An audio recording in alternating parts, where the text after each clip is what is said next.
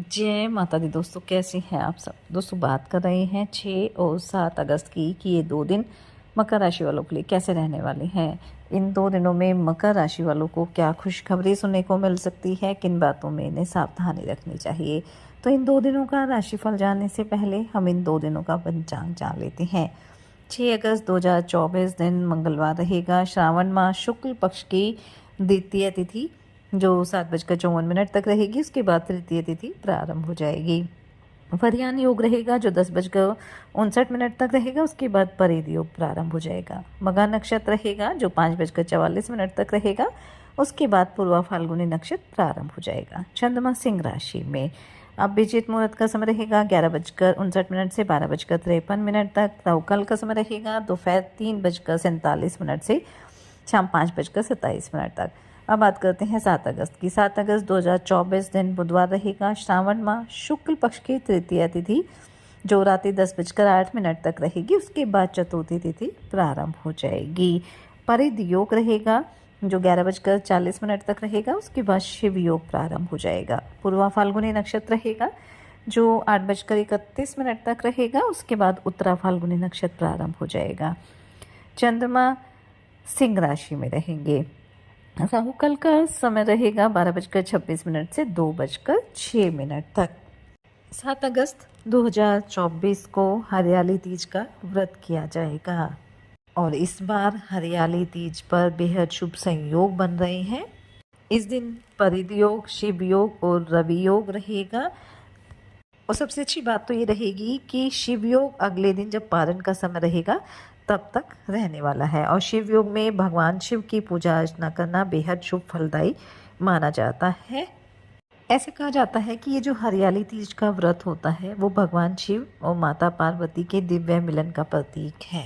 इस दिन सुहागिन महिलाएं अपने पति की लंबी आयु के लिए ये व्रत करती हैं और पूरे विधि विधान से इस व्रत को करने से सुख और सौभाग्य में वृद्धि होती है। वैवाहिक जीवन में खुशियों का वास होता है। साथ ही ये भी कहा जाता है कि अगर इस दिन महिलाएं 16 श्रृंगार के साथ ये व्रत करती हैं तो माता पार्वती प्रसन्न होती है और उनकी कृपा दृष्टि उनके घर परिवार पर बनी रहती है। और 16 श्रृंगार के साथ पूजा पाठ करने से अखंड सौभाग्य का आशीर्वाद भी मिलता है। तो इस दिन आप पूरे विधि विधान के साथ भगवान शिव, माता पार्वती की पूजा अर्चना करें। महिलाएं 16 श्रृंगार करें। माता पार्वती को श्रृंगार का सामान आप अवश्य अर्पित करें। और साथ ही इस दिन आप एक उपाय अवश्य करें कि इस दिन आप घर के मुख्य द्वार पर हल्दी की छाप लगाएं, क्योंकि हल्दी का जो रंग है वो पीला होता है जो गुरु ग्रह का प्रतीक है। और कुंडली में देवगुरु बृहस्पति के मजबूत होने से आपको भाग्य का साथ भी मिलता है। और ऐसा करने से जो आप छाप लगाएंगे, हाथ से जो आपको छाप लगानी है, इससे आपके जीवन में सकारात्मक ऊर्जा में भी वृद्धि होगी। साथ ही इस दिन पितरों को प्रसन्न करने के लिए आप चींटियों को आटा और चीनी खिलाएं। ऐसा करने से भी आपके कार्य में जो बाधाएं आ रही हैं वो दूर हो जाएंगी। और अपनी सामर्थ्य अनुसार आप गरीब और असहाय लोगों की मदद करें। इससे भगवान शिव और माता पार्वती का आशीर्वाद आपके जीवन पर सदैव बना रहेगा। तो चलिए बात कर लेते हैं ये 2 दिन मकर राशि वालों के लिए कैसे रहेंगे। ये 2 दिन मकर राशि वालों के लिए मिले जुले रहने वाले हैं, इसलिए इन 2 दिनों में अपने कार्यों को पूरा करने के लिए आपको थोड़ी सावधानी भी बरतनी होगी, क्योंकि कुछ कार्यों में कुछ रुकावटें आ सकती हैं। ऐसे में धैर्य बनाकर चलना होगा और आपके रुके हुए कार्य तय समय पर पूरे हो जाएं। इसके लिए मेहनत भी करनी होगी और बड़ों की सलाह भी लेनी होगी ताकि आगे चलकर भी आपको किसी तरह की समस्या ना हो। कारोबारियों के लिए हालांकि 2 दिन अच्छे रहेंगे, लेकिन कोई भी बड़ा निवेश करना है, धन का लेन देन करना है तो उसमें सावधानी बरतनी है। विद्यार्थियों के लिए 2 दिन अच्छे रहेंगे। आपको आपकी मेहनत का काफ़ी अच्छा रिजल्ट मिलने वाला है। वहीं पारिवारिक जीवन सुख में रहेगा। एक दूसरे के साथ अच्छा समय आप व्यतीत करेंगे। बस ये ध्यान रखना है कि घर परिवार की जो भी ज़रूरी बातें हैं वो हर किसी के सामने आपको शेयर नहीं करनी है। घर परिवार के किसी सदस्य के विवाह में अगर कोई समस्या आ रही थी तो आपको उसे दूर करने में काफ़ी हद तक सफल रहेंगे। नौकरी पेशा लोगों के लिए वैसे तो समय अच्छा ही रहेगा, लेकिन कामकाज की अधिकता रहेगी जिसके कारण आप थोड़ा परेशान रह सकते हैं। इसलिए सबसे ज़रूरी रहेगा कि आप धैर्य बनाकर चलें और समझदारी से अपने कार्यों को पूरा करें ताकि आपको किसी तरह की समस्या ना हो। घर परिवार में आपको सभी का सहयोग मिलने वाला है, बस आपको अपने क्रोध पर थोड़ा नियंत्रण करके चलना है। कारोबारी किसी नए प्रोजेक्ट की शुरुआत कर सकते हैं और इस प्रोजेक्ट में किसी सरकारी योजना का लाभ भी आपको मिलने वाला है। बस जो भी ज़रूरी कागजी कार्रवाई है वो आपको ध्यानपूर्वक करनी है। अगर आप कोई घर या मकान खरीदना चाह रहे हैं, योजना बना रहे हैं, तो आपकी योजना आसानी से पूरी हो जाएगी। बस ध्यानपूर्वक आप डिसीजन लें तो आपके लिए बेहतर रहेगा।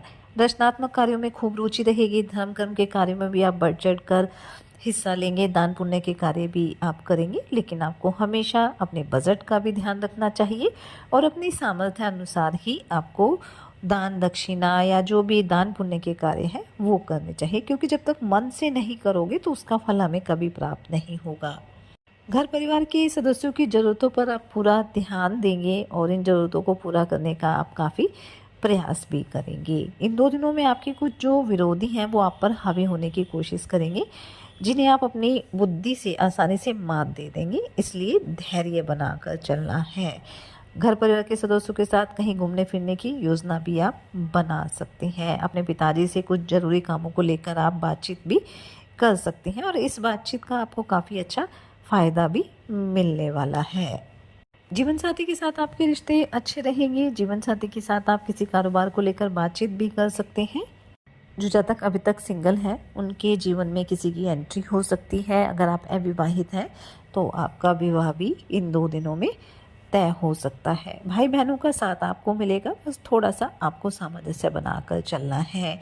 आपको कुछ नई जिम्मेदारियां मिल सकती हैं और अगर आप इन जिम्मेदारियों को अच्छी तरह से पूरा करेंगे तो आपके मान सम्मान में वृद्धि होगी। इन 2 दिनों में आपकी संतान को कोई नई नौकरी मिल सकती है, जिससे घर से दूर भी जाना पड़ सकता है। हालांकि घर में थोड़ा सा माहौल ऐसा हो जाएगा, लेकिन इससे आपकी संतान की तरक्की ही होगी। विद्यार्थियों के लिए भी समय अच्छा रहेगा। शिक्षा में जो भी समस्याएं आ रही हैं वो दूर हो जाएंगी और प्रतियोगी परीक्षा में आपको सफलता प्राप्त होगी। तो कुल मिलाकर हम देखें तो ये जो 2 दिन हैं वो मकर राशि वालों के लिए मिले जुले रहेंगे। लाभ के योग तो बनेंगे, लेकिन थोड़ी सी सावधानी बरतनी होगी और साथ ही आप सच्चे मन से ईश्वर आराधना करें। हनुमान जी और शनिदेव की आराधना करें। हनुमान चालीसा का पाठ जरूर करें। हरियाली तीज का व्रत रहेगा, तो सुहागिन महिलाएं पूरे विधि विधान के साथ भगवान शिव माता पार्वती की पूजा अर्चना करें। शिवलिंग पर जलाभिषेक भी करें और अपनी सामर्थ्य अनुसार गरीब और असहाय लोगों की मदद करें। इससे आपके घर परिवार में सदैव सुख शांति बनी रहेगी। ये 2 दिन आपके लिए मंगलकारी रहे, शुभता भरे रहे। इसी मंगल कामना के साथ जय माता दी।